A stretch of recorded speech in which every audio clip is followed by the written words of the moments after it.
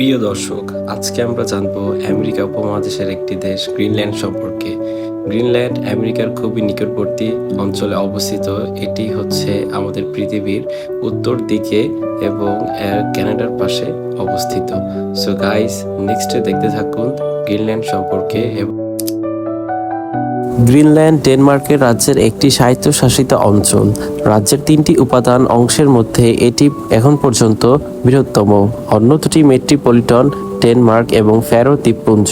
সমস্ত অঞ্চলের নাগরিকরা ডেনমার্কের পূর্ণ নাগরিক এবং ইউরোপীয় ইউনিয়নের নাগরিক। গ্রিনল্যান্ড ইউরোপীয় ইউনিয়নের দেশি বিদেশি অঞ্চলগুলোর মধ্যে একটি এবং ইউরোপ কাউন্সিলের অংশ। গ্রিনল্যান্ডের রাজধানী এবং বৃহত্তম শহর হল নুক। গ্রিনল্যান্ড কানাডিয়ান আর্কটিক দ্বীপপুঞ্জের পূর্বে আর্কটিক এবং আটলান্টিক মহাসাগরের মধ্যে অবস্থিত। এটি বিশ্বের বৃহত্তম দ্বীপ এবং এটি পৃথিবীর সবচেয়ে উত্তরের বিন্দুর অবস্থান ও উত্তর উপকূলের অবস্থিত কাফে ক্লুবনেন দ্বীপ হল বিশ্বের সবচেয়ে উত্তরের অবিসংবাদিত ভূমির বিন্দু।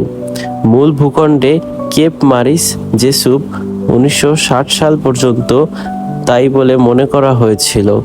অর্থনৈতিকভাবে গ্রিনল্যান্ড ডেনমার্কের সাহায্যের উপর ব্যাপকভাবে নির্ভরশীল, যা এই অঞ্চলের মোট জনসাধারণের রাজস্বের প্রায় অর্ধেক। বর্তমানে ইউনাইটেড স্টেট অফ আমেরিকার প্রেসিডেন্ট ডোনাল্ড ট্রাম্প তার নতুন দাবি হচ্ছে কানাডা এবং গ্রিনল্যান্ডকে 52 এবং 53তম স্টেট বানানো। ডেনমার্কের কাছে আমেরিকা অলরেডি এটি কিনতে চেয়েছেন।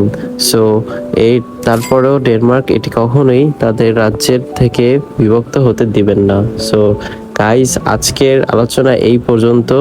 সো ভালো থাকবেন, আশা করি লাইক দিবেন, ফলো করবেন এবং সাবস্ক্রাইব করবেন ইনশাল্লাহ।